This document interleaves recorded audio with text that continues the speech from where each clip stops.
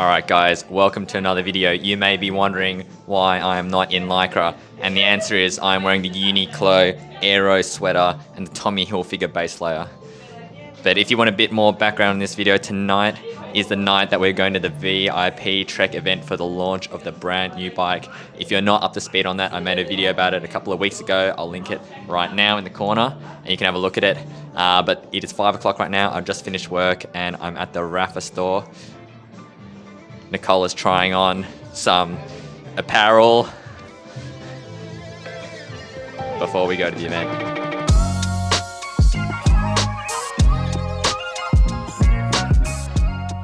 Guys, I have an action-packed video. I'm gonna show you the brand new bike from Trek, show you all the things that happened at the VIP event. There's food, drinks, even custom t-shirts.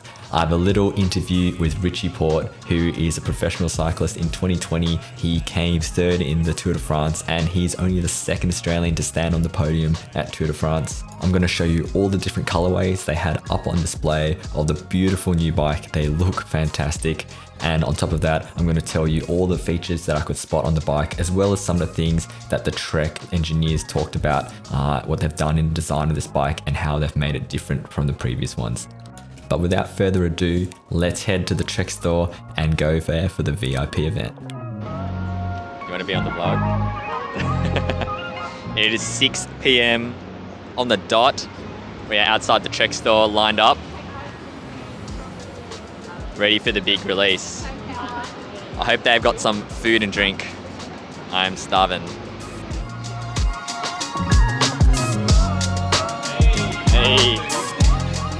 It wasn't too long before we were ushered into the store and I was welcomed by Stephen, who is there on the left. He is the New South Wales District Manager of Trek and he very kindly invited me to this event. And of course, we've got a friend of the channel, Owen, here in the white t-shirt. I've raced Kritzian's Owen, I've done weekend rides with him and it's always good to see him. Our names got ticked off the list and they gave us this little $50 gift card. Considering that top of the line bikes cost about $20,000, $50 discount is one way to start. We went downstairs to what is usually their showroom, but to my surprise, it was cleared out mostly with bikes and there's lots of empty stands around, but in the middle of the room, there was a bike underneath the blanket, which I could only assume to be the brand new Trek bike. Alright, so here is the new bike. It's hiding underneath a wrap right now, and above it, it says the all-new Gen 8, the all-new Madone Gen 8, the ultimate race bike. So there goes my theory that it's a combination of the Emonda and Madone, and we'll have to see. You can see a little bit of a reflection. All will be revealed very soon. We were given some time to walk around and mingle, have some drinks and canapes, and it was actually fantastic to see people that I usually ride with not wearing Lycra, and it was quite hard to recognize them sometimes because I'm so used to seeing them with a helmet on. We got to order custom t-shirts, so we got to pick either a black or white t-shirt and then we got to pick a decal that went on it. I went with the white decal on a white t-shirt because I thought it'd be a little bit different. But it was not long before we were called to the stage for the grand reveal.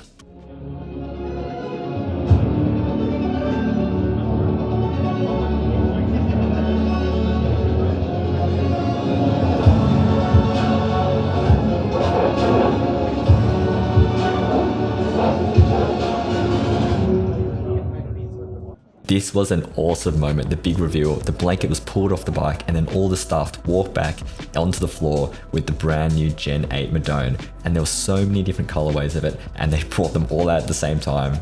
So I'm going to quickly run you through all the different colors that they had on display, the new features that they brought to this Madone Gen 8 that I could spot. And then after this, I'm going to just talk you through what they talked about in their presentation. So the first one, and definitely the most eye-catching, is this iridescent oil slick Madone Gen 8. This is very similar to the one that they released last year, that Mads Pedersen rode, except it's a bit brighter in the color. After that, which is probably my favorite one, is this almost marble effect, marbled like white and gold one. This one looked fantastic in person and it had some cool little features which were unique to this one. Followed by that is the Little Trek team version one, which I assume they'll be riding in Tour de France. This is very bold and bright and is sporting the colors of Little Trek, that blue, red and yellow.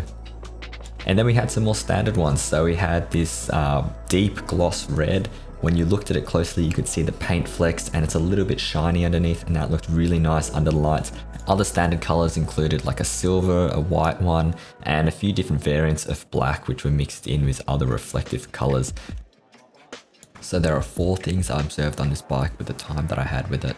And the first is it appears extremely similar to the Gen 7 Madone, however the tubing is much thinner. And I think this is most noticeable at the front end of the bike as well as the chain and seat stays. I'll put 2 pictures of them side by side here so you can have a look at it. The next is something that I think people might like. I'm personally a bit indifferent to it, but that is the integrated bottle cages. So the bottle cages here are specifically designed for this frame where they're just wide enough so that you have maximum aerodynamic benefit. And it also means that you need to use Trek specific water bottles for it. One thing that was cool was the little Trek color scheme bike had bottles which were specific for that model of the bike. So I think that was a nice touch. But when I did try and pull them out, because they're like a rectangular shape, I found it actually quite stiff and hard to pull out. Maybe because they're brand new and they've never been pulled out before, but that's just something that I experienced. The next thing that I noticed, and this might please some people online, but the Trek logo is definitely a little bit smaller. For example, on my Trek Emonda, the K goes all the way to the front end of the bike, whereas on this one, the logo has been sized down slightly, and definitely on the SL versions, the logo is much more discreet. And finally, one thing that I thought they would change up a little bit, but doesn't seem like they have, is that the handlebars look almost identical to the Gen 7. I haven't used these ones personally, but I've compared photos of what I took at the event and also what I can see online, and they look very, very similar. So I think the main thing that they've changed is the frame, and I think the other components like the handlebar, they haven't just kept from the previous bike. Now this gentleman, I think his name is Todd, he's been working with Trek for 25 years and he's highly involved in the manufacturing side of it. He came up on stage and gave a little bit of a talk.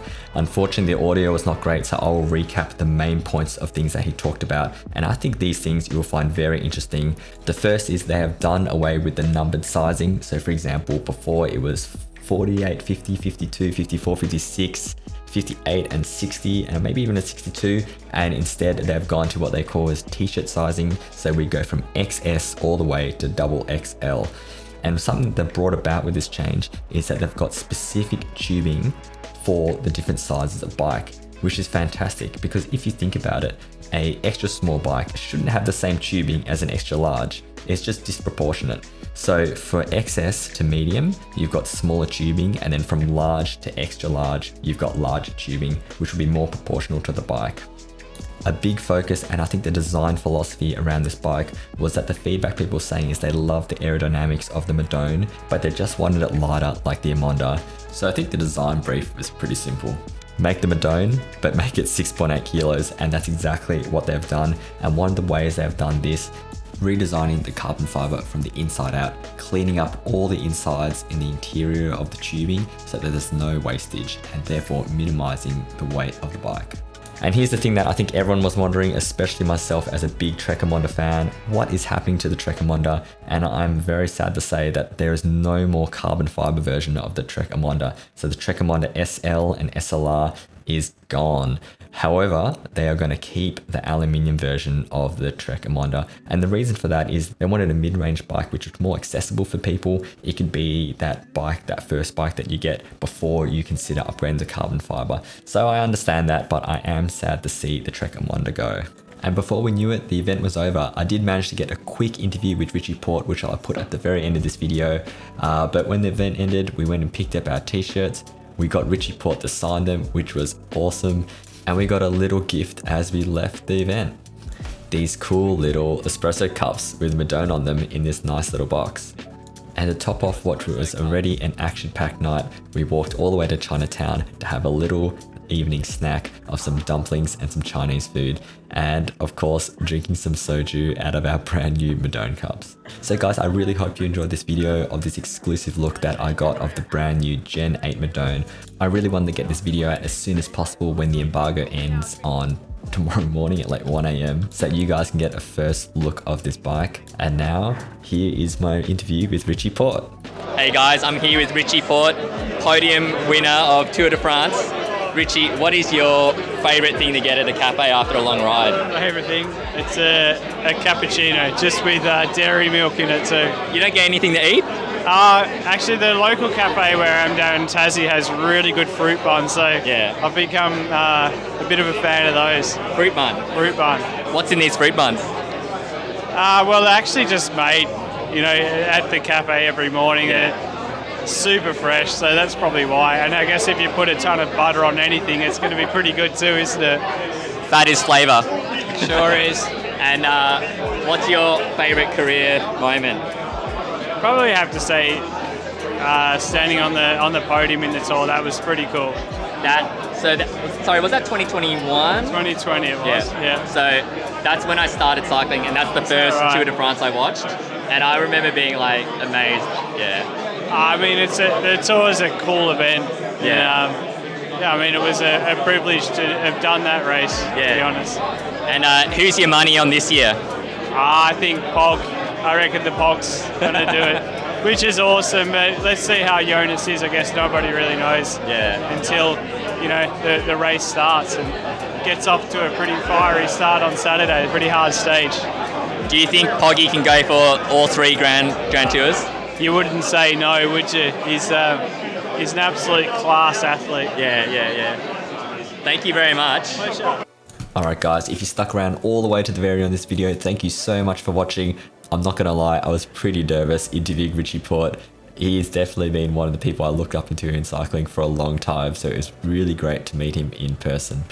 If you enjoyed this video, please leave a like, and if you're not subscribed yet, please subscribe. I've got some pretty cool videos coming up on the horizon, and I'd love for you to check them out when they come out. Alright guys, stay safe, and I'll see you in the next one. Bye.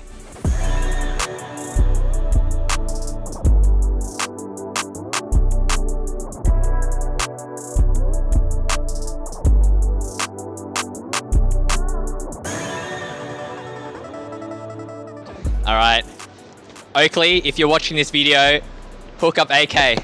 Hook up AK with some sunnies, specifically in Codas. In Codas? Yeah. In the Prism Road. Prism Road.